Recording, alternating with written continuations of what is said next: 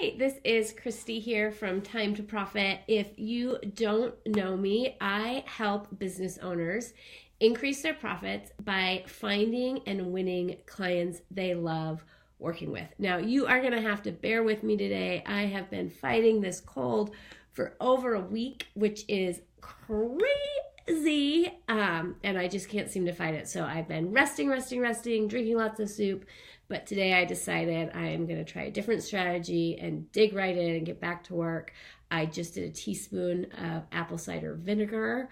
That's the first time I've done that. Did not taste delicious, but we'll see. We will see if that is the cure that people say that it is. So if you have a cold cure, share in the comments because I could use all the help that I can get. But that's not what we're here to talk about today.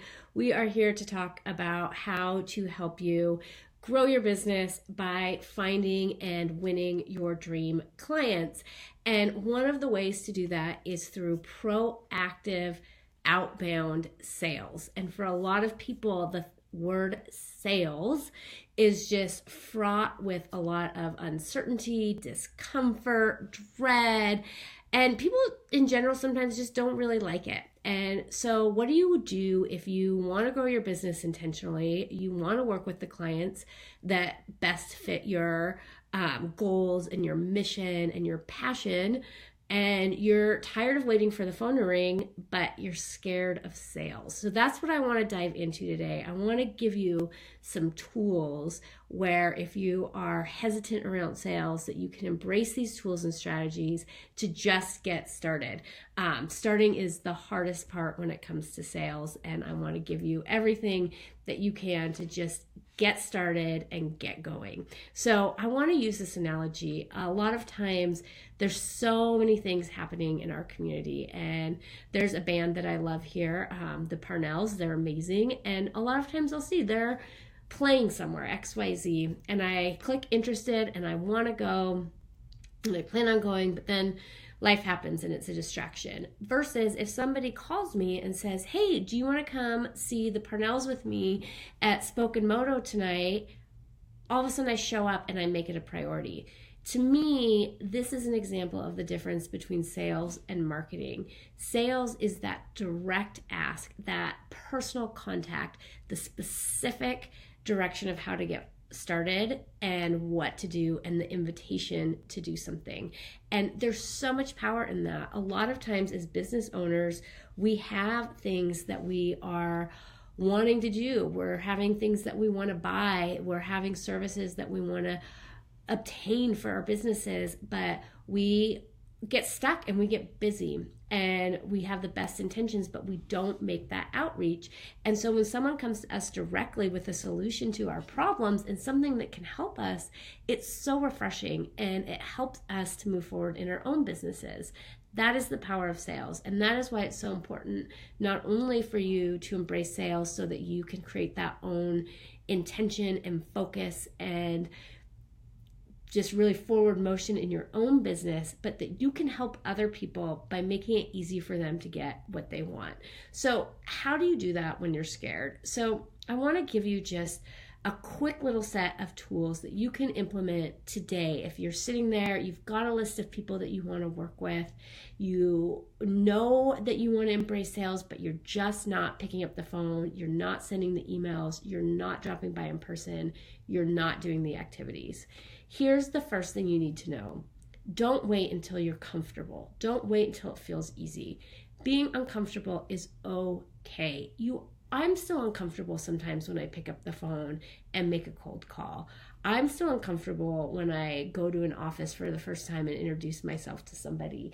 Being uncomfortable is part of life. If you want to be successful in life and in sales and in business, you have to embrace being uncomfortable. So don't wait until you're comfortable or it feels easy or you feel like the stars are aligned to start.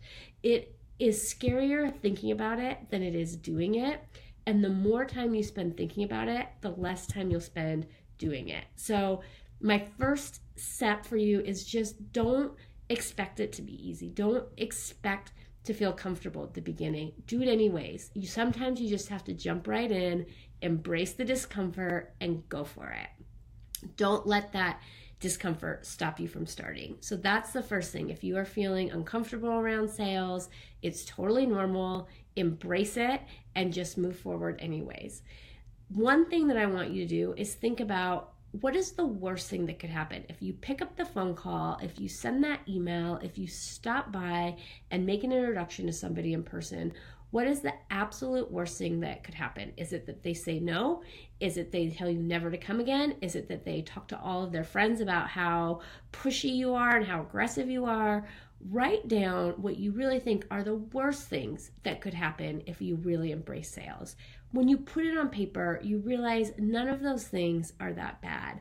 And the other thing you can do is make a strategy. If those things happen, what will you do? Will you pick the phone and call another person? Will you try a different avenue? Create a plan for the worst case scenario, and then you're much more empowered to jump in.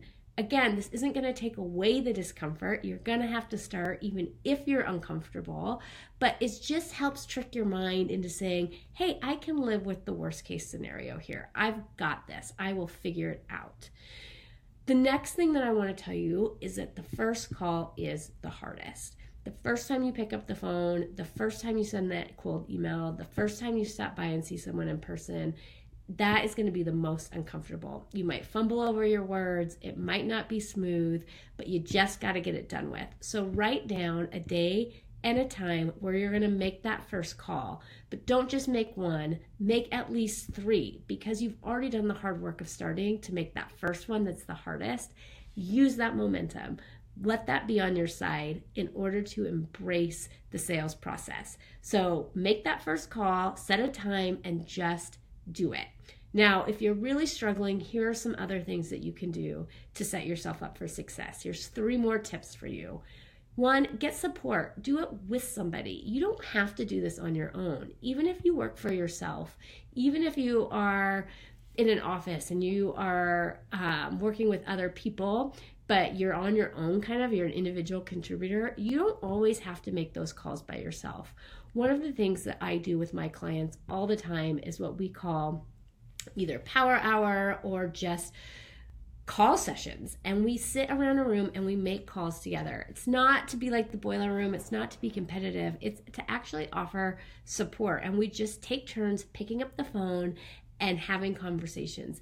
It's powerful because you learn from other people. You hear other people's words, you hear their intonations, you hear how they handle different scenarios, and it kind of puts you on the spot. You can't skip your turn, and so you just got to do it, and it's so much more fun to do it with somebody else. So if you're struggling to get started, call up somebody else who's in business, who could benefit from sales, and sit down, block an hour, and take turns making calls together. It will be so much more enjoyable for both of you, and you'll be much more likely to stick with it, to make those calls, to get the result. The next thing that you can do, excuse me, is set yourself up for success. I always, when I'm making cold calls, even though I've been doing it forever, I will have a script with me. I will have Q&As in front of me. I will have lists in front of me. I will have resources when I'm going out to call on people. Even if I know what I'm going to say, having something in front of me to rely on in case I get tongue-tied or I get nervous is so valuable. So write down what you want to say in advance. Print it out. You might not say it perfectly. You might not say it that way, but that way it allows you to be present with what you're doing versus thinking about, what am I going to say? What am I going to say? You've got that taken care of. It's just one less thing to worry about when you're picking up the phone. So write down what you want to say, make some drafts, and then utilize those. It makes it so much easier than having to think about what you want to say for every single email or every single call. Decide in advance. Use those tools and then tweak them. Take what works and make minor adjustments along the way so they just get better and better as you go along. The next thing, the 3rd tip I want you to do is remember why you're doing it. Remember that story I told you at the very beginning of today's conversation. It's of service to the customer. A lot of times your customers and your prospects want what you have to offer, but they're busy. They have a lot on their plate. There's a lot of things competing for their time and attention. It's hard to go out and be proactive and get everything done. By you taking the initiative and reaching out to them and making it easy, you make it easier for them to reach their goals, to get what they want, to check the things off their to-do list. You are being of service to them when you are being proactive versus waiting for them to call you. So remember why you're doing it. Remember why what you do matters. Remember why being proactive matters. And remember all of the value that you're bringing to your clients. So I want to hear from you. What do you do when you're stuck? How do you get yourself going? How are you going to start, even if you're uncomfortable, making those calls and being proactive about growing your business? Share in the comments below. And if you haven't already, go to mytimetoprofit.com and download 5 questions to multiply your sales. These are questions that you can ask in networking events, via email, at different parts of the conversation that will help you move those conversations forward. It's a great free resource for you, and that's at mytimetoprofit.com. I will see you next week. I believe in you.